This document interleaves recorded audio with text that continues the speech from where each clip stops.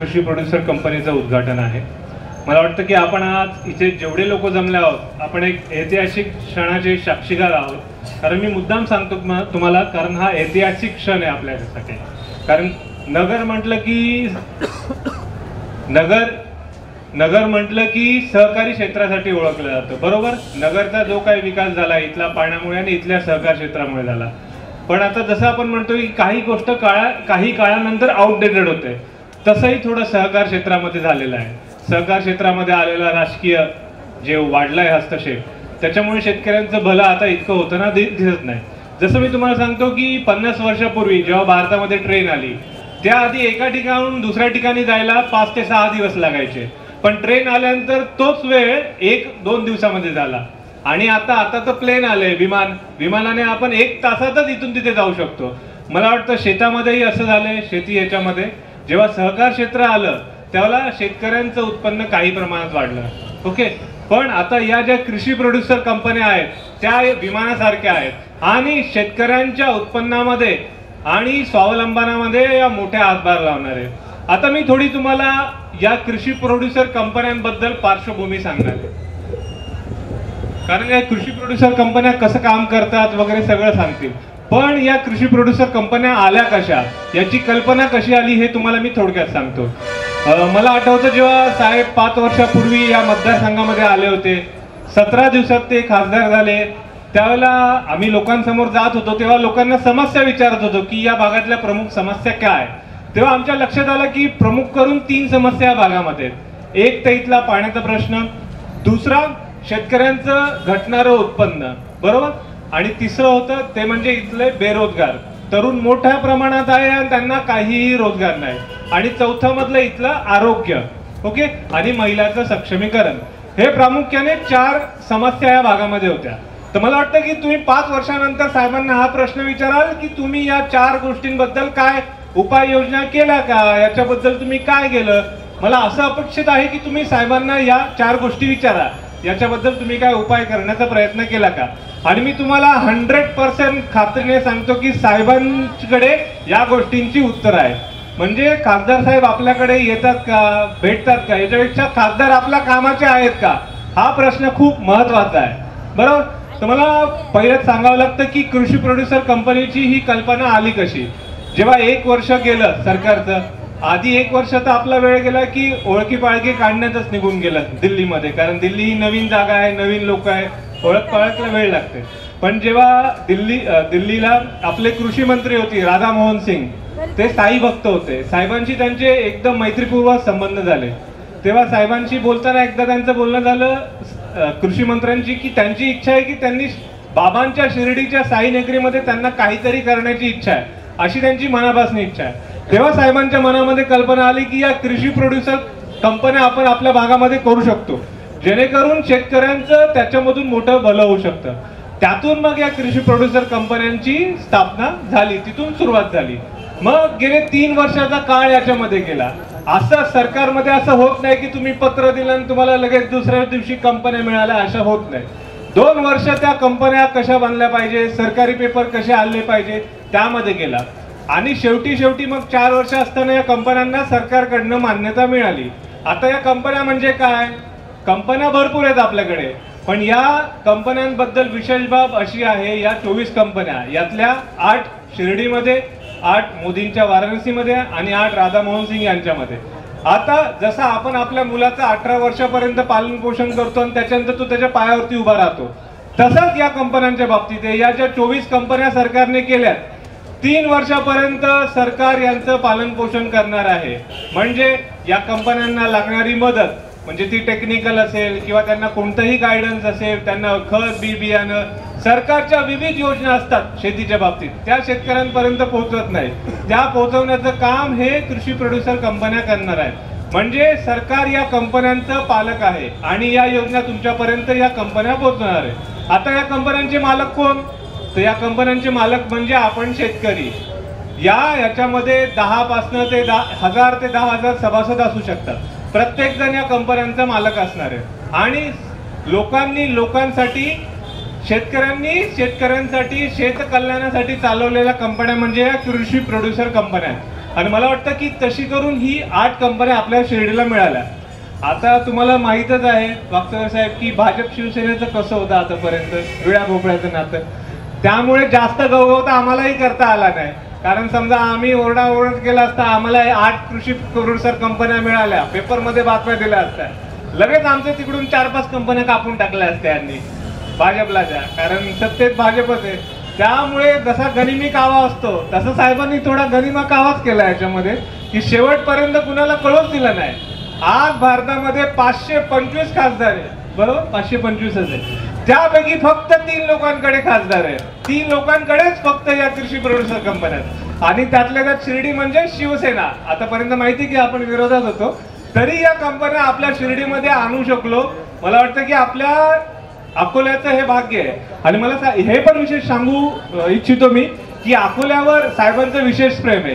बाकी सगळ्या तालुक्यांमध्ये एक कृषी प्रोड्युसर कंपनी आहे, पण अकोला आपला आदिवासी बहुल आणि थोडा डोंगराळ प्रदेश असल्यामुळे साहेबांनी या अकोला तालुक्यामध्ये 2 कृषी प्रोड्युसर कंपन्या केलेल्या आहेत. आणि मला वाटतं की या कृषी प्रोड्युसरचा जास्तीत जास्त लाभ लोकांना घेतला पाहिजे, कारण जितके जास्त सभासद होतील तितके जास्त या कंपनीची ताकद वाढणार आहे. आता मी थोडक्यात सांगेन की या कंपन्या काम कसं करतात, बरोबर. तर या कंपन्या एकदा सभासद झाल्यानंतर जी काय कंपनीची अमाऊंट होईल तेवढेच पैसे सरकार त्यांना क्रेडिट म्हणून देणार आहे. समजा कंपनीने 1 लाख रुपये जमा केले वर्गणीतून, तर तेवढेच 1 लाख ही अमाऊंट सरकार त्यांना देणार आहे कंपनीला.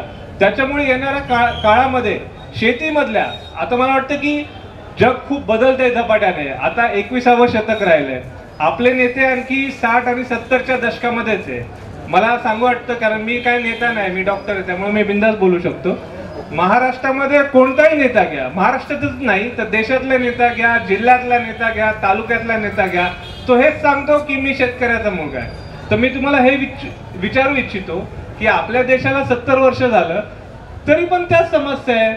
4 वर्ष झाली की शेतकरी बिचारे आपले, आम्हाला कर्जमाफी द्या, आम्हाला पाणी द्या, आम्हाला चांगले बी बियाणं द्या, आम्हाला खत द्या.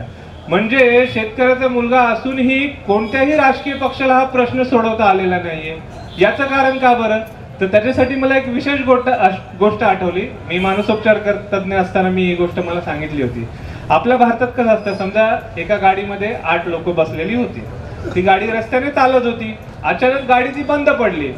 त्यातले मग 4 माणसं उठली, 2 माणसं गाडीतच बसली. 2 माणसाने पुढून मागच्या बाजूला धक्का दिला आणि मागच्या 2 माणसानं मागून पुढच्या बाजूला धक्का दिला. असा अर्धा तास 1 तास चालू होतं. दोन्ही आपले धक्के देतात, एक मागून पुढे एक पुढून मागे. ती गाडी 1 तास झालं हालतच नाही. काय झालं? ते आत बसलेले विचार करायला लागले, का बाबा गाडी का नाही हालत आहे. मला आश्चर्य वाटतं, ते आत बसलेल्या लोकांना विचार करावा लागतं गाडी का हालत नाहीये. आता त्यांना दिसतंय डोळ्यांनी तरी कळत नाही. त्यांनी सांगायला पाहिजे ना की पुढच्या दोघांनी मागे येऊन धक्का द्या, मग गाडी पुढे जाईल. तसं आपल्या शेती बाबतीत होते. आपले 2 लोक पुढून मागे ढकलतात आणि मागचे 2 पुढे ढकलतात. त्यामुळे आपली आहे तशी परिस्थिती आहे. मला वाटतं जग खूप झपाट्याने बदलले. 21वे शतक आहे.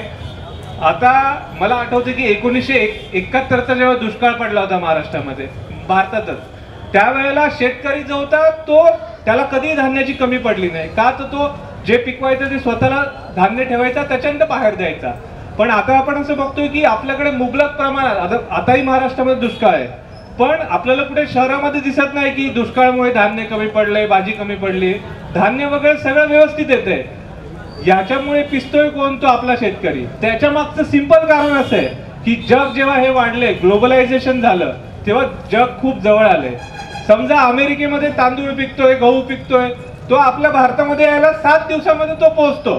पण मुंबईमध्ये आल्यानंतर तो जर आपल्या एखाद्या खेड्यामध्ये पोहोचवायचा आपल्याला 5 ते 7 दिवस लागतात, बरोबर. त्याच्यामुळे समजा देशामध्ये शेतकऱ्याने मेहनत करताना समजा त्याचं उत्पन्न वाढलं किंवा कमी झालं तर सरकार काय करतं? सरकार बाहेरून ते धान्य आणून देतं आणि तो जो आहे ते स्वस्तच असतं. त्याच्यामुळे वाटतं की आपल्याला आपल्या समस्या जे सोडायच्या असतील तर जुन्या फॉर्म्युल्याने ते जमणार नाही, आपल्याला नवीन पद्धती शोधाव्या लागतील. मला वाटतं की कृषी प्रोड्युसर कंपन्या ज्या आहेत, या आजच्या समस्या आहेत ज्या, त्या सोडवण्याचा सगळ्यात बेस्ट उपाय मला वाटतं या कृषी प्रोड्युसरची मेन कल्पना आहे ती म्हणजे सहकार आणि प्रायव्हेट लिमिटेड यांचं कॉम्बिनेशन करून आलेली ही संकल्पना आहे. म्हणजे याच्यामध्ये सहकार क्षेत्र पण आहे ज्याच्यामुळे लोकांची युनिटी होईल, शेतकऱ्यांची युनिटी होईल, पण त्याचसोबत त्याच्यामध्ये प्रायव्हेट लिमिटेड कंपनी जशी चालते प्रोफेशनलिझमने, म्हणजे त्यात राजकारण नसतं, त्याच्यामध्ये जे तज्ज्ञ माणसं असतात ते कंपनी करतात. म्हणजे या कृषी प्रोड्युसर ज्या कंपन्या आहेत त्या तुम्हाला काय करणार, तर याच्यामध्ये शेतकऱ्यांना जे काही मार्गदर्शन लागणार आहे की शेताची मातीची क्वालिटी काय असेल, तुम्हाला कोणतं पीक घ्यायला हवं, कधी कोणतं पीक घ्यायचं कधी नाही घ्यायचं. समजा हे झाल्यानंतर सरकारने त्याच्यामध्ये एक योजना केली आहे. भारतामध्ये शेती बाबतीत काहीही इन्फ्रास्ट्रक्चर नाही. इन्फ्रास्ट्रक्चर म्हणजे काय, चांगले रस्ते, वेअरहाऊस, कोल्ड स्टोरेज, त्याच्यामुळे शेतकऱ्यांचा 25% माल खराब होऊन जातो. बरोबर. तर सरकार काय म्हणतंय, जसं आपल्याला ऑलरेडी 8 पॅक हाऊस मिळाले, सरकार म्हणतंय की आम्ही तुम्हाला तुमच्या शेतकऱ्यांच्या ज्या प्रायव्हेट लिमिटेड कंपन्या आहेत कृषी प्रोड्युसर त्यांना मदत करू आणि इथे जेवढे कोल्ड स्टोरेज, स्टोर हाऊस करायचे, पॅक हाऊस करायचे, त्यांना मदत ही शेतकऱ्यांना सरकारकडून केली जाईल. त्याच्यामुळे होईल काय, शेतकऱ्यांचं सक्षमीकरण याच्यामधून होणार आहे. आणि दुसरी गोष्ट, या कंपनीच्या मार्फत ग्रेडिंग पॅकिंग करून ही कंपनी सरकारची एक, जसं SFAC त्यांनी सांगितलंय, SFAC भारतातल्या जेवढ्या मोठ्या मोठ्या मंडी आहेत, बाजार आहेत, त्यांना या कृषी प्रोड्युसर कंपन्यांना त्यांच्याशी जोडून देणार आहे. आता फॉर एक्झाम्पल एक एक्सपोर्टर आहे हैदराबादचा, तो तिथून डाळिंब बाहेर पाठवतो. तर आपल्या भागातला जेव्हा आपले 1000 शेतकरी होईल तेव्हा सरकार म्हणेल की या एक्सपोर्टरला तुम्ही कंटिन्युअसली माल द्या, त्यामुळे शेतकऱ्यांना याच्यामध्ये जास्त भाव मिळणार आहे, त्यांचं उत्पन्न वाढणार आहे. त्याच्यासोबतच जेव्हा हे 10,000 शेतकरी एकत्र परचेस करतील त्यावेळेला त्यांना लागणारं बी बियाणं, खत, त्याच्यानंतर औषधं याची किंमत 30% कमी होणार आहे. आणि उत्पन्न जास्त झाल्यानंतर ते जर स्टोरेजमध्ये ठेवायचं आहे, वेअरहाऊसमध्ये ठेवायचे, त्याची सुद्धा फॅसिलिटी याच्यामध्ये उपलब्ध होऊ शकते. आणि समजा आपल्याला चांगला माल बाहेर पाठवायचा आहे तर त्याच्यातून आपल्याला खूप चांगलं उत्पन्न मिळू शकतं. तर मला वाटतं या कृषी प्रोड्युसर ज्या कंपन्या आहेत या येणाऱ्या काळाची गरज ओळखून तयार झालेल्या आहेत. यातून शेतकऱ्यांचं भलं होणार आहे. आपण सगळ्यांनी याचा मोठा लाभ घ्यावा, याच्या लवकरात लवकर सभासद व्हावं. आणि मी सांगू शकतो, जसं की आता सरांनी सांगितलं थोड्या वेळापूर्वी, की ऑलरेडी आपल्याला 8 ज्या डाल मिल आहेत आणि 8 जे पॅक हाऊस आहे त्याची मान्यता मिळाली, त्याचंही काम लवकर सुरू होऊन जाईल. आणि येणाऱ्या काळामध्ये या कृषी प्रोड्युसर कंपन्यांमुळे या भागाचं चित्र पलटलेलं असेल. म्हणजे शेतकरी संघटित झालेला असेल, त्याला कुणावरती अवलंबून राहावं लागणार नाहीये. जसं बँकांचा त्रास वगैरे, तर या प्रोड्युसर कंपन्या सुद्धा बँकेसारखं काम करू शकतात आणि आपल्या सभासदांना लोन देऊ शकतात. आणि शेतामध्ये ज्या काय आहेत, म्हणजे मातीपासनं ते मार्केटिंग पर्यंतचं सगळं काम हे तज्ज्ञांकडून केलं जाणार आहे. आणि याचा फायदा नक्कीच आपल्या शेतकऱ्यांना होणार आहे. आणि मी सगळ्या कोथरूडच्या वासियांना अभिनंदन करतो की ही पहिली कृषी प्रोड्युसर कंपनीचं उद्घाटन हे आपल्या भागामध्ये झालेलं आहे. त्याच्यानंतर दुसरी गोष्ट मी तुम्हाला सांगितली होती ती म्हणजे तरुणांबाबत. तरुणांची संख्या आपल्या मतदारसंघामध्ये खूप मोठ्या प्रमाणात वाढली आहे. बरोबर. आता मी बघतो बेरोजगार तरुण कसे आपल्या भागामध्ये, म्हणजे खूप सारे तरुण म्हणतात की इंजिनियर झालेले की 8,000ची नोकरी मिळाली तरी चालेल. किंवा मी आता शिर्डीला बघत होतो की तरुण मुलं त्या गाड्यांच्या मागे पळतात का, ते एखादा कस्टमर गिरायक मिळाला तर आपल्याला काहीतरी मिळेल. म्हणजे बेरोजगाराची मोठी समस्या आपल्या समोर उभी राहिली आहे. खासदार साहेबांनी ते सुद्धा ऍड्रेस केलं की या समस्येवर आपण काय करू शकतो, म्हणून आपण की जास्तीत जास्त लोकांना रोजगार कसा मिळू शकतो तरुणांना, यासाठी संत रोहिदास कौशल्य विकास केंद्र याची स्थापना आपण बेलापूर श्रीरामपूर इथे करतोय, ज्याचं काम आता संपण्यातच आलंय आणि 1 तारखेला त्याचंही सुद्धा उद्घाटन असेल. मला वाटतं याच्या थ्रू की नेमकं मुलांना काय पाहिजे. आपल्याकडे 100% जे इंजिनिअरिंग कॉलेज होते त्यातले 40% कॉलेजेस हे बंद पडले का, तर जे तरुण शिकून बाहेर पडतात त्यांना रोजगार नाहीये. आणि जेव्हा आम्ही ही गोष्ट मोठ्या मोठ्या कंपन्यांशी बोललो की आमच्या शिर्डी भागात या आणि तिथे आम्हाला काहीतरी करा, तर ते म्हणतात की आमची मुख्य समस्या आहे की जे काय तरुण मिळतात त्यांना आम्हाला 1 वर्ष ट्रेनिंग करावं लागतं, त्यांना परत सगळं शिकवावं लागतं. तर त्यांचं म्हणणं आहे त्यासाठी साहेबांनी हे केलं की संत रोहिदास कौशल्य विकास केंद्रामार्फत की मुलांना स्वयंरोजगार कसं देता येईल, त्यांचं कौशल्य कसं वाढवता येईल, याच्यासाठी मोदी साहेबांची जी स्किल डेव्हलपमेंट आहे त्याच्या अंतर्गत परत MSME जी महाराष्ट्र शासनाची आहे त्याच्या अंतर्गत जेवढे कोर्सेस येतील छोटे मोठे त्याचं ट्रेनिंग हे आपण कौशल्य विकास केंद्रामार्फत तिकडे देणार आहे. त्याची आपण सुविधा सुद्धा आपण बेलापूरला केलेली आहे. तिसरी गोष्ट म्हणजे कॉमन मेडिकल फॅसिलिटी सेंटर, की आरोग्यासाठी आपण काय करू शकतो या भागामध्ये. त्याच्यासाठी ही जी संस्था आहे ही प्रिव्हेंटिव्ह हेल्थ केअर म्हणजे आजार न होऊ देण्यासाठी काय करू शकतो आपण याच्यावरती ही संस्था काम करणार आहे आणि त्याचंही काम तिथे झालेलं आहे. त्याचंही लवकरच आपल्याला इथे दिसेल काम त्याचं. मला वाटतं की खूप सारे समस्या सोडवण्याचा साहेबांनी प्रयत्न केलेला आहे. कृषी प्रोड्युसर कंपनी त्यातलं एक पहिलं पाऊल आहे आणि नक्कीच हे रोपटं आज आपण इथे सर्वांनी मिळून लावलेले याचं लवकरच काही वर्षात आपल्याला वटवृक्ष झालेला दिसेलच. पुन्हा एकदा मी सगळ्यांचं आभार मानतो की आपण इतका चांगला छान प्रोग्राम इथे केला, आपण इथे आलात, ऐकलं, भेटलं आणि पुन्हा एकदा सगळ्यांचं आभार करतो. जय हिंद, जय महाराष्ट्र. धन्यवाद डॉक्टर साहेब, अतिशय अनमोल मार्गदर्शन आपण या ठिकाणी केलं.